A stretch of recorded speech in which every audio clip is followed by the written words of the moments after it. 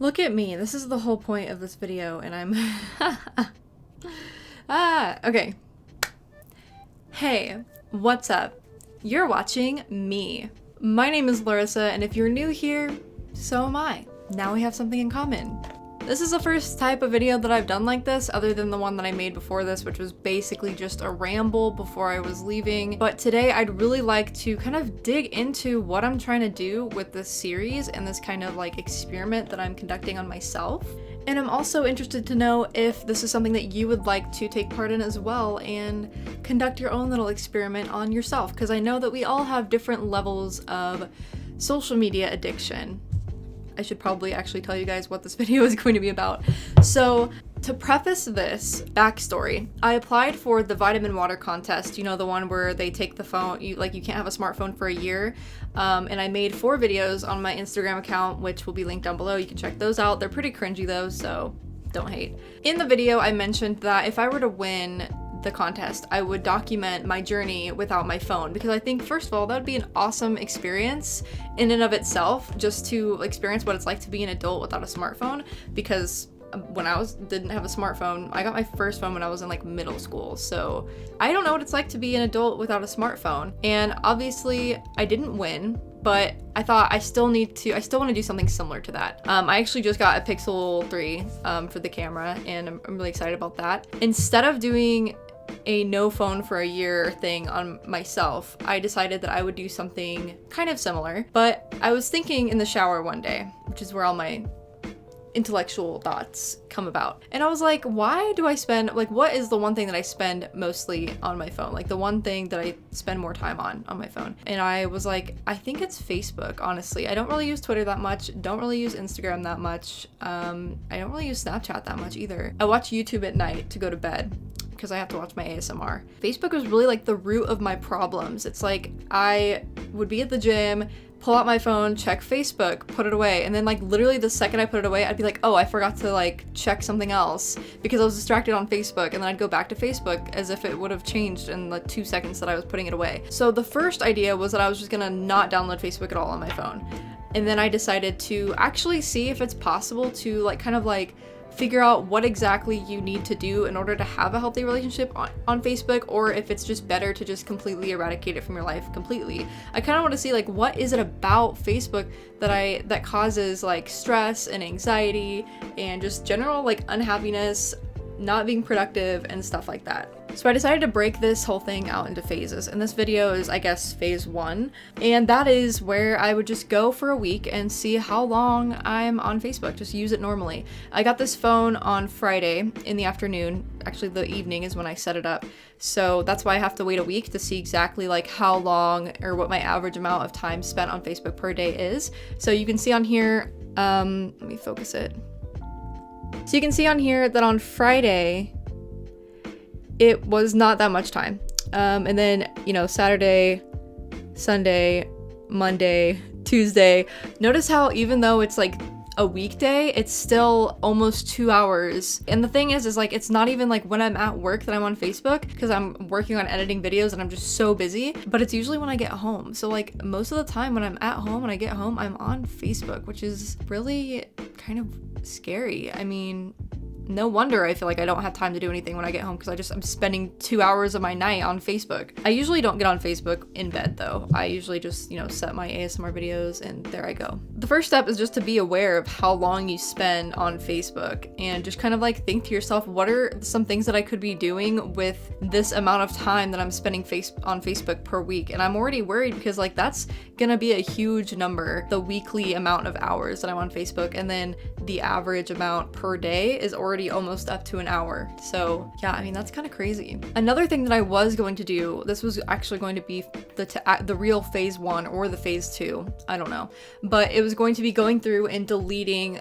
all the people that I don't talk to anymore on Facebook, because honestly, like on Facebook, I'm not a person that posts a lot, so that's where, you know, you and I might be a little bit different. I don't really post a whole lot. I just go on there to share memes and stuff, and you know, I'm part of some groups, I'm part of some makeup groups, some other groups, some dog groups that I like to interact with, but I don't really post in there.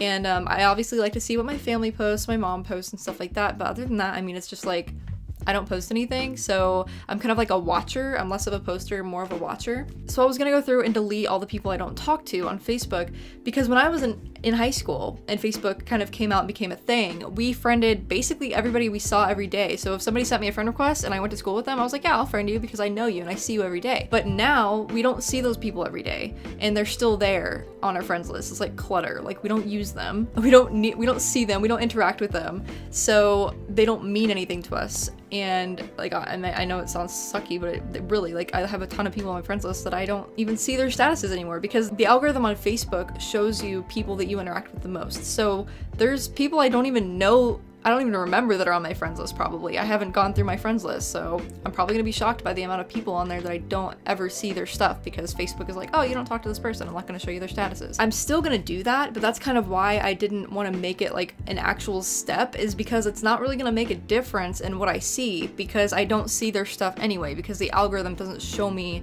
their posts and their stuff. So I still am gonna go through that and delete a lot of people. But it's not really gonna make a huge difference, I feel like, in the way the app affects me and how much I actually use Facebook. So when I started to do this, when I was working out the idea of what this video was gonna be and what the series was gonna be, one of the questions I was asking myself was like, why do I want to quit Facebook? And it just kind of hit me, like, I was like, that's the wrong question to be asking. Like, I should be asking myself, why am I even still using Facebook? Like, what's the point? I mean, I just said that I like to see stuff my parents post. I like some of the groups that I'm in. And then other than that, it's just like Facebook Marketplace. I can talk to people still on Messenger because I have the app, the Messenger app. And I really wish, by the way, Facebook, if anybody from Facebook is watching this, make the Facebook Marketplace a separate app, please. Like, that'd be so awesome, because then I wouldn't have to go to Craigslist. So after I asked myself the question, why do I even have Facebook?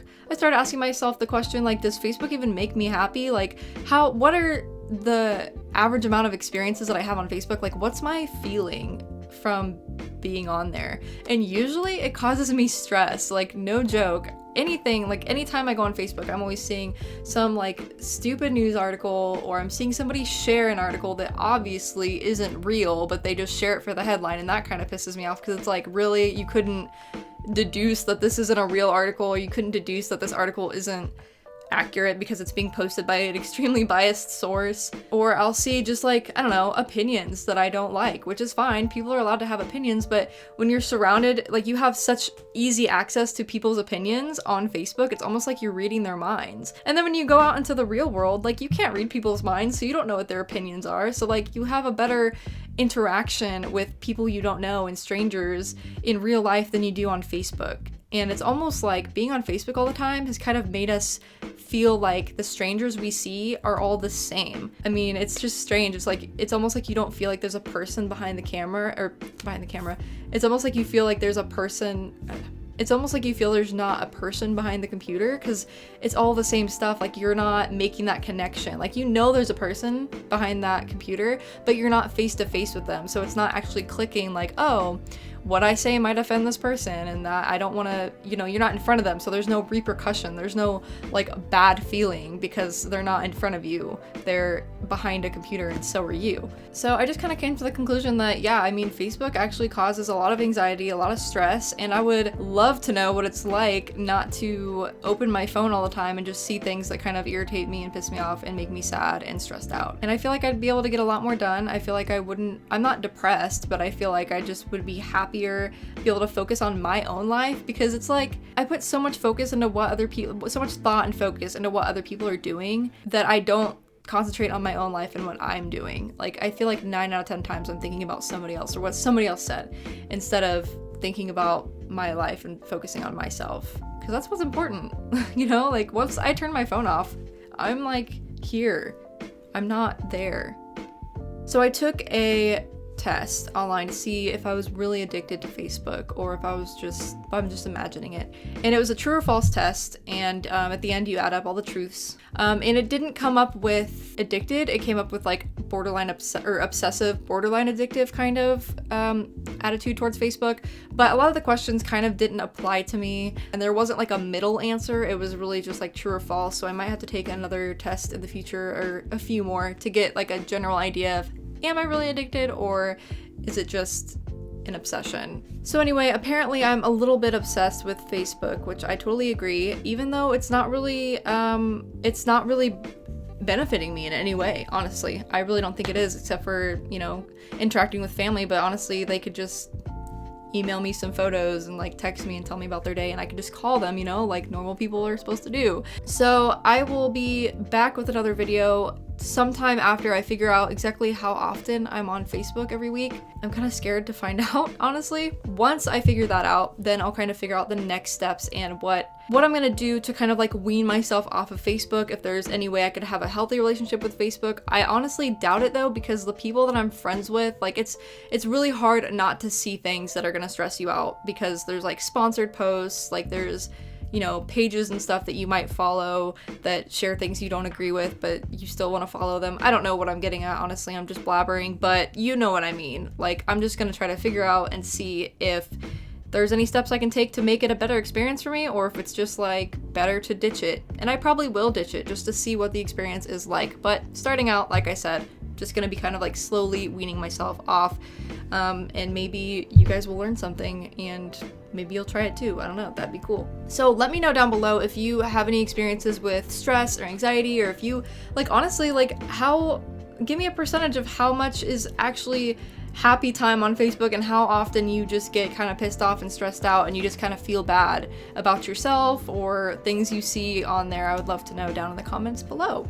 Also, if you don't use Facebook and maybe you ditched it, let me know what your experiences are. I'm really excited to see maybe what I can expect when I ditch Facebook. And I think that's it for this video. Thank you. I hope it's not too long. Thank you for sitting here and listening to me. Give me a thumbs up if you like this video. Don't forget to subscribe and turn on the notification bell so you don't miss out on another video. And I will see you guys next time. Bye!